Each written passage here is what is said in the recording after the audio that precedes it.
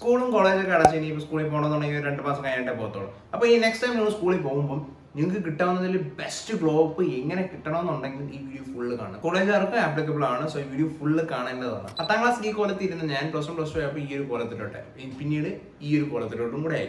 അപ്പം നിങ്ങൾക്ക് ഇതേപോലെ ഒരു ഗ്ലോ അപ്പ് വേണമെന്നുണ്ടെങ്കിൽ നിങ്ങൾ ഈ വീഡിയോ ഫുള്ള് കാണണം. വലിയ കാശ് ചിലവുള്ള കേസൊന്നുമില്ല, ചീള് കേസുകൾ മാത്രമേ, ചെറിയ ചെറിയ വ്യത്യാസങ്ങൾ വരുത്തിയാൽ മതി നിങ്ങളുടെ ലുക്സ് നല്ല രീതിയിൽ ഇമ്പ്രൂവ് ആക്കാൻ പറ്റും. സോ ഇന്നത്തെ വീഡിയോ ഇൻട്രസ്റ്റഡ് ആണെങ്കിൽ നമുക്ക് വീഡിയോ ഇട്ടെടുക്കാം. ഫസ്റ്റ് തന്നെയാണ് ഗ്രൂമിങ്. ഗ്രൂമിങ് നോക്കുമ്പോൾ നമ്മൾ 4 കാര്യങ്ങളാണ് ശ്രദ്ധിക്കേണ്ടത്. ഒന്നാമത് നിങ്ങളുടെ ഹെയർ സ്റ്റൈൽ. ഞങ്ങൾ കഴിഞ്ഞ 4-5 വർഷമായിട്ട് സെയിം ഹെയർ സ്റ്റൈലാണ് കീപ്പ് ചെയ്യുന്നതെന്നുണ്ടെങ്കിൽ ഒന്ന് മാറ്റി പിടിക്കുക. കാരണം എന്താണെന്ന് വെച്ചാൽ ഓവർ ടൈം നിങ്ങളുടെ ഫേസിന്റെ സ്ട്രക്ചർ മൊത്തത്തിൽ മാറിക്കൊണ്ടിരിക്കുക, ചെറിയ ചേഞ്ചസ് ഒക്കെ വന്നുകൊണ്ടിരിക്കുക. സോ അതിനനുസരിച്ചുള്ള ഹെയർ സ്റ്റൈൽ നമ്മൾ കീപ്പ് ചെയ്യുന്നത് നല്ലതായിരിക്കും. അതുകൊണ്ട് നിങ്ങൾ ഫേസ് ഷേപ്പിംഗ് ചെയ്യുന്ന ഹെയർ സ്റ്റൈൽ കണ്ടുപിടിക്കാൻ നോക്കുക, അല്ലാതെ ട്രെൻഡ് ഇന്നതാണെന്നും പറഞ്ഞാൽ അത് കീപ്പ് ചെയ്യാതിരിക്കാൻ ശ്രമിക്കുക. ഗ്രൂമിങ്ങിൽ രണ്ടാമത് നിങ്ങൾ ശ്രദ്ധിക്കേണ്ടത് എന്ന് വെച്ചാൽ ബിയർഡ്. ടീനേജ് പ്രായമാണ്, നിങ്ങൾ ഹോർമോൺസ് ഒക്കെ വരുന്ന പ്രായമാണ്, നിങ്ങൾക്ക് ബിയർഡൊക്കെ വളർത്തണമെന്ന് ഭയങ്കര ആഗ്രഹമാണ്. കൂട്ടുകാരന്മാർക്ക് താടിയുണ്ട്, എനിക്ക് താടിയില്ല. ഒരെണ്ണം കാസർഗോഡാണെങ്കിൽ കാരണം കന്യാകുമാരിയിലായിരിക്കും. ആ ഒരു അവസ്ഥയാണ് നിങ്ങളെങ്കിലും കഴിവ് ഷേവ് ചെയ്ത് കളയുന്നതാണ് ഏറ്റവും ബെസ്റ്റ്. കാരണം അങ്ങനെ ഒരു പാച്ചി ബീഡ് വെച്ച് കഴിഞ്ഞാൽ നിങ്ങളുടെ ലുക്സ് ഒന്നുകൂടെ കുളമാവത്തുള്ളൂ. അപ്പോൾ ഏറ്റവും ബെസ്റ്റ് നിങ്ങൾക്ക് ക്ലീൻ ഷേവ് തന്നെയാണ്.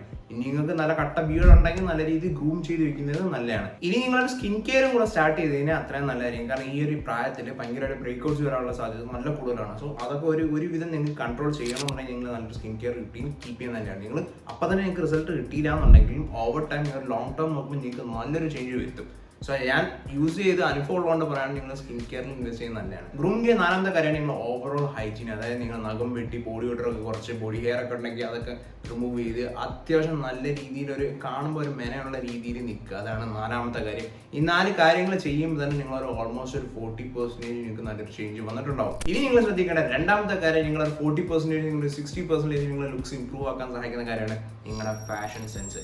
ഫാഷൻ എന്ന് പറയുമ്പോൾ എല്ലാം ചെക്കന്മാരുടെ മനസ്സിൽ ഓടി വരുന്ന ആ ബുള്ളറ്റ് ബാഗി ക്ലോത്ത്സ് ട്രെൻഡ് എന്നൊക്കെയാണ്. പക്ഷെ ട്രെൻഡ് അല്ല മോനിസ്, എല്ലാം ട്രെൻഡ് ഇന്ന് വരും നാളെ പോകും. പക്ഷെ നിങ്ങളുടെ ബോഡിക്ക് ചേരുന്ന ടൈപ്പ്, അതായത് നിങ്ങളുടെ പേഴ്സണാലിറ്റി എക്സ്പ്രസ് ചെയ്യുന്ന ടൈപ്പ് ഔട്ട്ഫിറ്റ്സ് ഉണ്ട്. നിങ്ങൾ എങ്ങനത്തെ ഒരാളാണെന്ന് കൺവേ ചെയ്യുന്ന ഔട്ട്ഫിറ്റ് ആണ്. അത് first impression is always the best. So maximum കഴിവ് ഈ ട്രെൻഡ് മാത്രം പിടിച്ചുകൊണ്ടിരിക്കാതെ നിങ്ങളുടെ പേഴ്സണാലിറ്റി കൂടെ എക്സ്പ്രസ് ചെയ്യുന്ന ടൈപ്പ്, നിങ്ങൾക്ക് നിങ്ങളുടെ ബോഡിക്ക് സൂട്ട് ആവുന്ന ടൈപ്പ് ഡ്രസ്സുകൾ ഇടാൻ ശ്രമിക്കുക. എന്നും പറഞ്ഞ് സ്കിന്നി പിടിച്ചിടണമെന്നൊന്നും അല്ല ഞാൻ ഉദ്ദേശിക്കുന്നത്. നിങ്ങളുടെ ബോഡി ഷേപ്പിന് ചേരുന്ന ടൈലേർഡ് ആയിട്ടുള്ള ക്ലോത്ത്സ് ആണ് ഏറ്റവും നല്ലത്. ഇനി നിങ്ങൾക്ക് ഇതിനെക്കുറിച്ച് ഒരു ഐഡിയ ഇല്ല എന്നുണ്ടെങ്കിൽ ബേസിക് വാർഡ്രോബ് എങ്ങനെ ബിൽഡ് ചെയ്യാവുന്ന ഒരു വീഡിയോ ഞാൻ കഴിഞ്ഞ ആഴ്ച ചെയ്തായിരുന്നു. കയറി കണ്ടുവെക്കുക, വളരെ യൂസ്ഫുൾ ആയിട്ടുള്ള വീഡിയോ ആണ്. അതിനൊരു കളക്ഷൻ പോലും ഞാൻ ഡിസ്ക്രിപ്ഷനിൽ കൊടുത്തിട്ടുണ്ട്, കയറി നോക്കുക. ഇനി പറയുന്ന കാര്യം, നിങ്ങളുടെ ലുക്സ് ഒരു 80% ഇമ്പ്രൂവ് ആക്കാനായിട്ട് സഹായിക്കുന്ന ഒരു കാര്യമാണ്, അതായത് നിങ്ങളുടെ ഫിറ്റ്നസ്.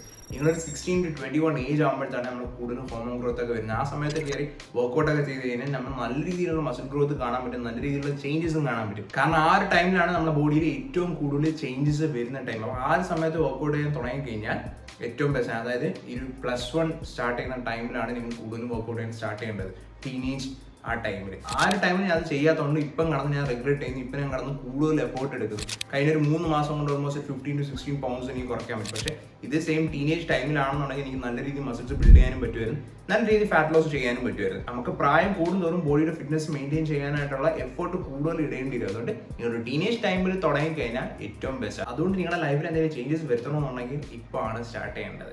ഇത് 3 പറഞ്ഞാൽ നിങ്ങൾ ഓവറോൾ ഫിസിക്കൽ അപ്പിയറൻസ് മാറ്റുന്നത്. ഇനി നിങ്ങൾ മെന്റലി നിങ്ങളെ കംപ്ലീറ്റ്ലി മാറ്റുന്നുണ്ടെങ്കിൽ അടുത്ത കാര്യങ്ങൾ ശ്രദ്ധിക്കണമെന്ന് വെച്ചാൽ നിങ്ങളുടെ കോൺഫിഡൻസ് ഇമ്പ്രൂവ് ചെയ്യണം. നിങ്ങളുടെ കോൺഫിഡൻസ് ഇമ്പ്രൂവ് ചെയ്യാനായിട്ട് ഒരുപാട് വഴികളുണ്ട്. അതിപ്പോൾ നിങ്ങൾ ഈ ഫസ്റ്റ് പറഞ്ഞ 3 കാര്യങ്ങൾ ചെയ്യുമ്പോൾ തന്നെ നിങ്ങൾ കോൺഫിഡൻസ് നല്ല രീതിയിൽ ഇമ്പ്രൂവ് ആവും. പക്ഷെ ഒരാളായിട്ട് സംസാരിക്കുമ്പോൾ ആ ഒരു കോൺഫിഡൻസ് കാണത്തില്ല. അതിന് നിങ്ങൾക്ക് ചെയ്യേണ്ട കാര്യം എന്ന് വെച്ചാൽ നിങ്ങൾ എന്തെങ്കിലും ടീമിലൊക്കെ ചെയ്യുക, അതായത് എന്തെങ്കിലും കളിക്കാൻ പോവുമോ, ഇല്ലാന്നുണ്ടെങ്കിൽ എന്തെങ്കിലും ഹോബീസ് ബിൽഡ് ചെയ്യുക, അല്ലെങ്കിൽ നിങ്ങളുടെ ലൈഫിൽ എന്തെങ്കിലും പേർപ്പസ് കണ്ടുപിടിക്കുക. അതായത് നിങ്ങൾക്കൊരു ഗോൾ ഉണ്ട്, ആ ഗോൾ അച്ചീവ് ചെയ്യാൻ അതിന് വേണ്ടി സ്ട്രഗിൾ ചെയ്യുകയാണെന്നുണ്ടെങ്കിൽ നിങ്ങളുടെ പേഴ്സണാലിറ്റി കംപ്ലീറ്റ്ലി നിങ്ങളുടെ മൈൻഡ് സെറ്റ് മാറും.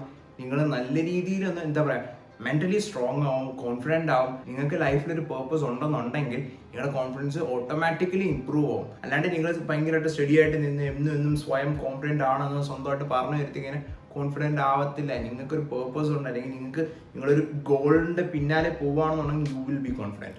അടുത്ത കാര്യമാണ് സെൽഫ് കെയർ. ഈ ഒരു കാര്യം നമ്മൾ കുറച്ച് ഗേളി ആയിട്ടാണ് കൺസിഡർ ചെയ്യേണ്ടത്. പക്ഷേ അങ്ങനെയല്ല. സെൽഫ് കെയർ എന്ന് പറയുമ്പോൾ ഞാൻ കിടിലാണ്, ഞാൻ പോയി വന്ന് സ്വയം എന്നും കണ്ണാടി നോക്കി പറഞ്ഞുകൊണ്ടിരിക്കുന്ന അല്ല സെൽഫ് കെയർ. സെൽഫ് കെയർ എന്ന് പറയുമ്പോൾ നിങ്ങൾ ഇമോഷൻസുമായിട്ട് നിങ്ങൾ ഇൻ ടച്ച് ആയിരിക്കും, അല്ലെങ്കിൽ നിങ്ങൾ ഗോൾസുമായിട്ട് ഇൻ ടച്ച് ആയിരിക്കും. അതായത് നിങ്ങൾക്ക് എന്തോ നിങ്ങൾക്ക് ലൈഫിൽ വേണ്ടേ അതിന് വേണ്ടിയിട്ട് നിങ്ങൾ എഫോർട്ട് എടുത്തുകൊണ്ടിരിക്കുകയായിരിക്കും. നിങ്ങൾ മറ്റ് ഡിസ്ട്രാക്ഷൻസ് എല്ലാം മാറ്റി വെച്ചിട്ട് വേറൊരു തരത്തിലുള്ള ഒരു എന്താ പറയുക ഒരു അഡിക്ഷൻസിലോട്ടും പോവാതെ നിങ്ങൾ ഫോക്കസ്ഡ് ആയിരിക്കും ലൈഫ് ഫുള്ള്. അതുപോലെ തന്നെ you will have A control of your emotion. അതായത് നിങ്ങൾ തൊടുന്നതിനും പിടിക്കുന്നതിനും ഭയങ്കരമായിട്ട് എന്താ പറയുക റിയാക്ട് ചെയ്യുക, ഭയങ്കര ദേഷ്യം വരും, അങ്ങനെയല്ല. നിങ്ങൾക്ക് നിങ്ങളുടെ ഇമോഷൻസിനെ പറ്റി ഒരു കൺട്രോൾ ഉണ്ട്. ഞാൻ എക്സസ് ആയിട്ട് ദേഷ്യപ്പെടുത്തില്ല, ഇന്ന സാധനത്തോട് പോകത്തില്ല, ഞാൻ ചെയ്യത്തില്ല എന്നാണ് ആ സംഭവം ചെയ്യത്തില്ല.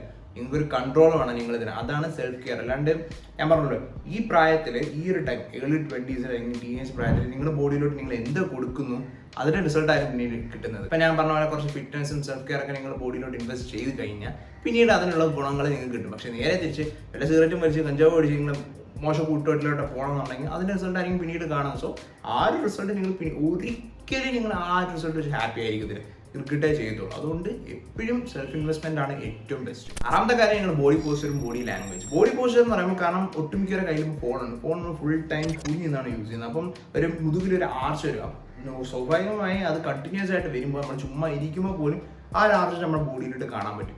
അത് മാറ്റിയെടുക്കുക. നിങ്ങൾ ഫോണൊക്കെ യൂസ് ചെയ്യുമ്പോൾ സ്ട്രെയിറ്റ് ആയിട്ട് യൂസ് ചെയ്യുക, അതാണ് ഏറ്റവും ബെസ്റ്റ്. കാരണം നിങ്ങൾ ഒരുപാട് നേരം കുഴിഞ്ഞ് നിൽക്കുമ്പോൾ നിങ്ങൾ കഴുത്തിൻ്റെ ഭാഗത്ത് ഒരുപാട് സ്ട്രെയിൻ കൊടുക്കുന്നുണ്ട്, കാരണം ഹെഡിന്റെ വെയിറ്റും അവിടെയാണ് പോകുന്നത്. അതുകൊണ്ട് സ്ട്രെയിറ്റ് ആയിട്ട് വെച്ച് യൂസ് ചെയ്യുന്നതാണ് ഏറ്റവും ബെസ്റ്റ്. അല്ലെങ്കിൽ ഈ ഒരു ശീലം പിന്നീട് അതും കണ്ടിന്യൂസ് ആവും. ആ ഒരു ടെൻഡൻസി എനിക്കുണ്ടായിരുന്നു, അത് ഞാൻ മാറ്റിയെടുത്ത്. അതുപോലെ തന്നെ നിങ്ങൾ മാറ്റിയെടുക്കുന്നതാണ് ഏറ്റവും ബെസ്റ്റ്. അതുപോലെ തന്നെ നിങ്ങൾ ബോഡി ലാംഗ്വേജ്. നിങ്ങൾ ഒരാളോട് സംസാരിക്കുമ്പോൾ എപ്പോഴും ഇങ്ങനെ മുഖത്തൊക്കെ തൊട്ടാണ് സംസാരിക്കുക, അല്ലെങ്കിൽ കൈ കെട്ടിന്നാണ് സംസാരിക്കുക. അപ്പോൾ നിങ്ങൾ സംസാരിക്കുകയാണെങ്കിൽ എന്തെങ്കിലും ഹാൻഡ് ജെസ്റ്റേഴ്സ് ഒക്കെ ഇൻക്ലൂഡ് ചെയ്യുന്നത് നല്ലതായിരിക്കും. നിങ്ങൾ ഇരിക്കുന്നത്, നിങ്ങൾ നിൽക്കുന്നത്, നിങ്ങൾ സംസാരിക്കുന്ന രീതി, ഈവൻ നിങ്ങൾ ഐ കോൺടാക്ട് പോലും ആൾക്കാരെ ശ്രദ്ധിക്കുക. ആ ഒരു സംഭവം അവരെ കൺവിൻസ് ചെയ്യും നിങ്ങൾ എങ്ങനത്തെ ടൈപ്പുള്ള ഒരാളാണെന്നുള്ളത്. ഇനിയിപ്പം അക്കാഡമിക്ക് വരെ നോക്കുകയാണെന്നുണ്ടെങ്കിൽ കുത്തിയിരുന്ന് എല്ലാം പഠിക്കണമെന്ന് ഞാൻ പറയത്തില്ല.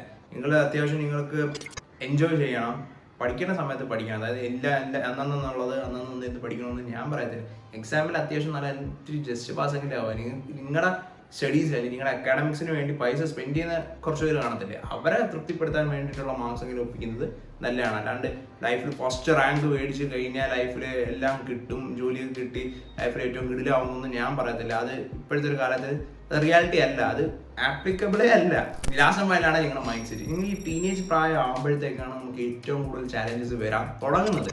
സ്റ്റാർട്ടിങ് അവിടെയാണ്. അത് കൂടെ ചിലർക്ക് ഫ്രണ്ട്ഷിപ്പ് ആയിരിക്കും, ചിലർക്ക് അക്കാഡമിക്സ് ആയിരിക്കും, ചിലർക്ക് റിലേഷൻഷിപ്പ് ആയിരിക്കും. അല്ലെങ്കിൽ നിങ്ങളുടെ റിലേഷൻ നിങ്ങൾ ഗേൾഫ്രണ്ട് നിങ്ങൾ ഇട്ടിട്ട് പോയെന്ന് പറഞ്ഞു, അയ്യോ അവിടെ പോയി ഞാൻ എന്ത് ചെയ്യും എന്നൊക്കെ പറഞ്ഞാൽ അങ്ങനത്തെ രീതിയിലല്ലാണ്ട് ഇത്തവണ ഫെയിൽ ആയി കഴിഞ്ഞാൽ നമുക്ക് അടുത്ത തവണ നോക്കാം, അല്ലെങ്കിൽ അടുത്ത തവണ നേടിയെടുക്കാം എന്നുള്ളൊരു മൈൻഡ് സെറ്റ് വേണം. അല്ലാണ്ട് ഒരു തവണ പോയെന്നും പറഞ്ഞാൽ എല്ലാം നശിച്ചു, എല്ലാം ഇല്ലാണ്ടായി എന്നുള്ള ഒരുപാട് പേര് എനിക്കറിയാം, അങ്ങനെ വിചാരിച്ച ഒരുപാട് പേര് എനിക്കറിയാം. സോ ആ ഒരു മൈൻഡ് സെറ്റ് മാറ്റിയെടുത്തിട്ട് keep a positive approach. Okay. അതുപോലെ തന്നെ നിങ്ങൾ ഒരുപാട് ഇഷ്ടപ്പെടുന്ന ഒരുപാട് പേരുണ്ട്, നിങ്ങളുടെ മെന്റൽ ഹെൽത്തിനെ പറ്റി കെയർ ചെയ്യുന്ന ഒരുപാട് പേരുണ്ട്.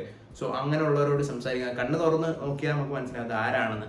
അങ്ങനെയുള്ളവരോട് സംസാരിക്കാൻ എനിക്ക് എന്തെങ്കിലും പ്രശ്നമുണ്ടോ, അല്ലെങ്കിൽ ഒറ്റയ്ക്ക് എല്ലാം കൂടെ താങ്ങേണ്ട ആവശ്യമില്ല. എല്ലാവർക്കും ഒറ്റയ്ക്ക് എല്ലാം കൂടെ താങ്ങാൻ പറ്റുമെന്ന് തോന്നുന്നില്ല. സോ ജെന്യൂനായിട്ട് നിങ്ങളെ പറ്റി കെയർ ചെയ്യുന്ന കുറച്ച് പേരുണ്ട്, അവരുമായിട്ട് നിങ്ങൾ കൂടെ നിൽക്കുന്നതാണെങ്കിൽ ഏറ്റവും ബെസ്റ്റ്. സോ ഇത്രയും കാര്യങ്ങളൊന്ന് ഫോളോ ചെയ്യുക. നിങ്ങളുടെ ഓവറോൾ നിങ്ങൾ കംപ്ലീറ്റ്ലി നിങ്ങളുടെ പേഴ്സണാലിറ്റിയും നിങ്ങളുടെ മൈൻഡ് സെറ്റും നിങ്ങളുടെ ഓവറോൾ അപ്പിയറൻസ് മൊത്തത്തിൽ മാറും. ആൾക്കാർക്കൊരു കൺഫ്യൂഷൻ, അത് പുതിയൊരു ആളാണല്ലോ ഇതെന്ന്. സോ ഈ പറഞ്ഞ കാര്യങ്ങളൊന്ന് ട്രൈ ചെയ്ത് നോക്കാൻ നിങ്ങളുടെ ലൈഫിൽ നല്ലൊരു ചേഞ്ച് വരാം. സോ ഇന്നത്തെ വീഡിയോ യൂസ്ഫുൾ ആയിട്ട് വിചാരിക്കുന്നു. യൂസ്ഫുൾ ആയിട്ടുണ്ടെങ്കിൽ ഡു ലൈക്ക്, ഷെയർ, സബ്സ്ക്രൈബ്. നമുക്ക് അടുത്തൊരു പിന്നെ കാണാം.